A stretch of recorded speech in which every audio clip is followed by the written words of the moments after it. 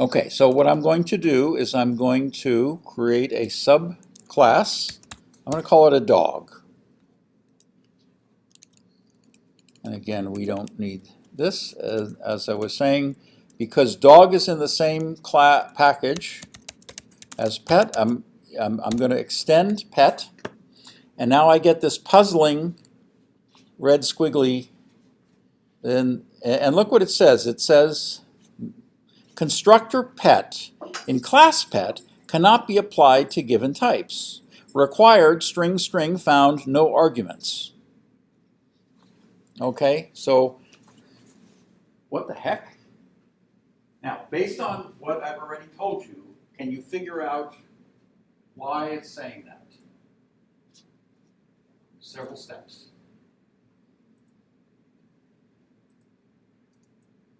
Okay, first of all, it's complaining about a constructor, and I haven't written a constructor. So what happened? How did that?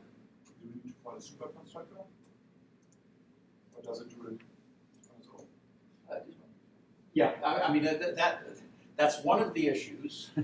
But why is it complaining about a constructor not matching the arguments when I haven't written a constructor? Because we write extends pad, so it looks up the constructor of pad, and the constructor of pad would like to have two arguments, and we are not accepting two arguments. That's why he complains about that. Right, but I haven't written a constructor yet. Yeah, but Because we haven't compiled it yet. Because we haven't compiled it, doesn't it? Doesn't No, it's compiled. Or I mean, it's not. Well, I mean, if you first want to create that constructor. Okay. What it does, remember what I said, if I don't define a constructor, it creates one for me. And it creates a zero argument constructor. Again, there's nothing wrong with that. But then, having created that zero argument constructor, the first call, the first executable statement in a constructor is either super or this. And this is appropriate only if I have more than one constructor. So the first argument, the first executable call in a constructor is a call to super. And if I don't put one in, the compiler puts one in for me. So there are two things happening. One is it adds it adds a constructor. The fact that zero argument actually is not the issue. But the issue is that having added that constructor, it notices, oh, by the way, that constructor I added, the first executable statement isn't to call the super, so I'm going to put that in. And when it puts it in with zero arguments. So what are the possibilities? They say, well, I can add a constructor that's, say, string, but see, I don't have to do that. I can add a zero argument constructor. And now, of course, it's complaining, again, it can't be applied to given types, required, blah, blah, blah.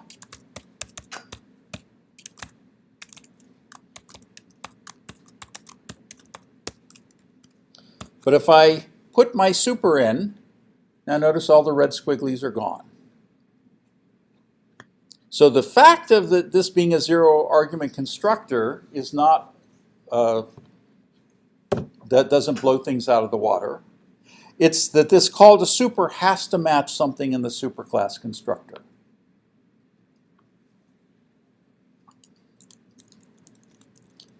All right, so let's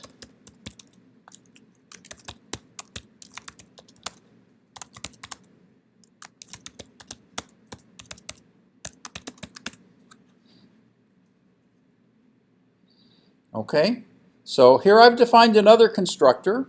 It has a different signature, so that's okay. But again, I haven't put in a call to either super or this. And so now notice if I put in this, it's happy. I mean, I'm not happy because this isn't doing what you might want it to do, but from the compiler standpoint, the compiler is cool with this. All right. So dog calls the superclass with 2 strings. Compiler's happy. My constructor with 2 strings, I call this with no arguments. Compiler's happy. Because this refers to a constructor in that class that has 0 arguments. So that call is successful. Now, of course, that's not what I want. So how can I kind of make this be a little bit more than what I want? Well, instead of calling this, let's make this a call to super and pass the name and, or I think I called it type. Did I call it type? Doesn't matter, but type, yeah. Because I want, all right. All right, so now, again, the compiler's happy. Both of these call super with the right arguments. So everybody's happy, but it still does not meet the best practices criteria. Because I have 2 constructors calling super. And while it may not be apparent here, I want only one constructor to call super. And so instead of calling super from here, I want to call this from the dog constructor.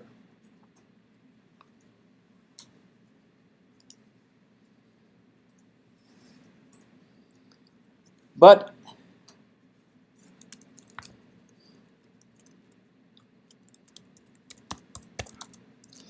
here's the thing. Why am I creating this subclass? Well, the pet class, had all kinds of different species.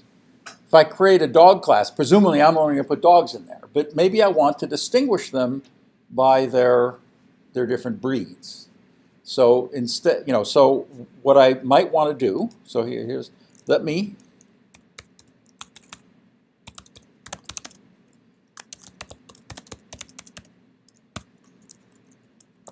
okay. I'm going to add another instance variable. We'll call it a breed. And let's add just a getter because presumably, at least as far as I understand the way genetics works now, you still can't change from one breed to the next, I think. Maybe in the Marvel Extended Universe you can, but Yeah, it's allowed, right? Like a box could be a Labrador, I guess, nowadays, if you wanted to. Okay, so now, here's what.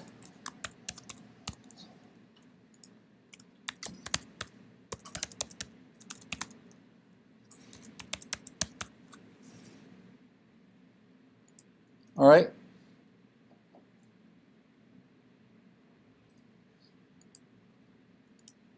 So here,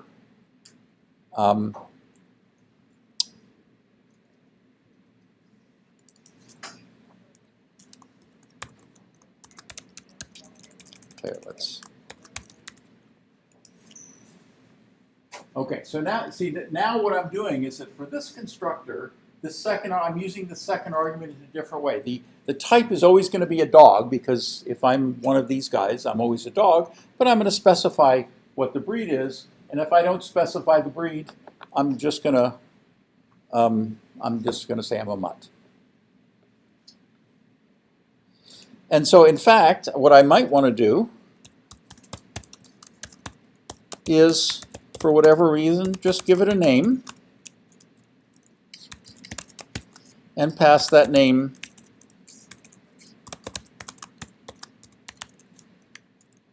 to this.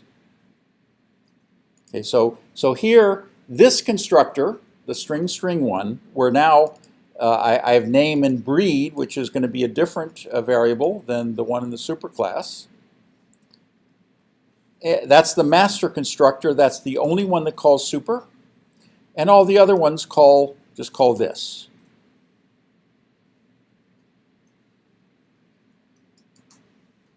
And then just to kind of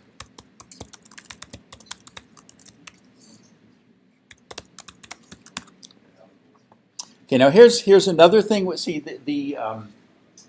each class has a certain relationship with its superclass, and the word super is kind of the thing. So I can invoke a method of the superclass as long as it's public or as long as it's not private.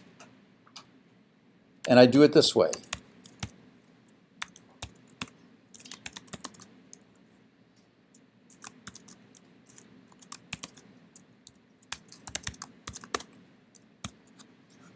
Okay, so if I'm a dog, then in addition to, I know that I'm going to have a name, I'm going to have a type, but the toString in my superclass is not telling me what the breed is, and that's something that I want.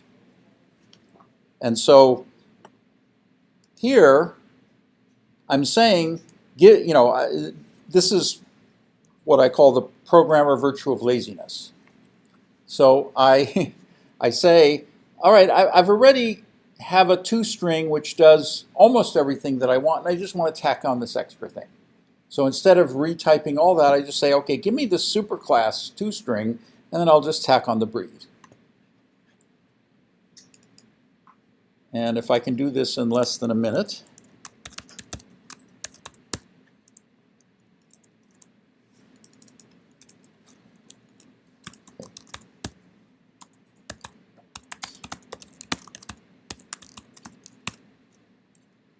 oops, and I got to import.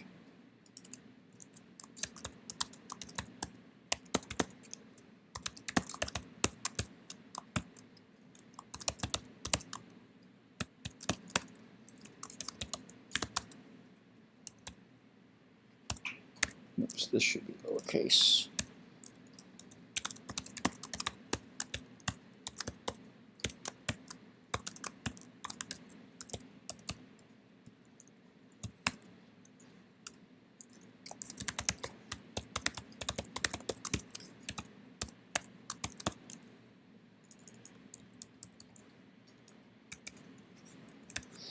All right, so now I'm invoking each one of these, each one of the three constructors, and we see that the first one, again, we gave it, Fido, a dog, is a mutt. George, a dog, is also a mutt because I just gave it a name, and then Tiny is a mastiff.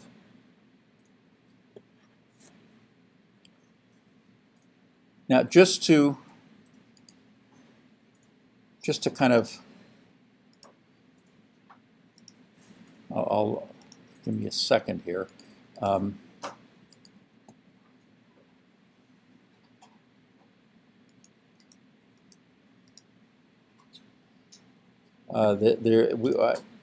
some point we'll kind of talk about the debugger, but it has a very nice debugger.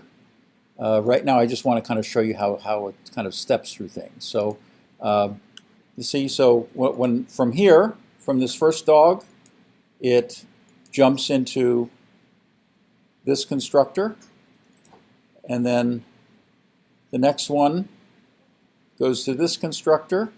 But then if I take steps here, see, oops, and then, yeah. All right, so if we go there, all right, so this called this constructor, but then if I step into that, we see it went to the master constructor, and that stepped into the pet, and then finally this last one, okay, went to the master. We step out, so we're done there. Okay, so that's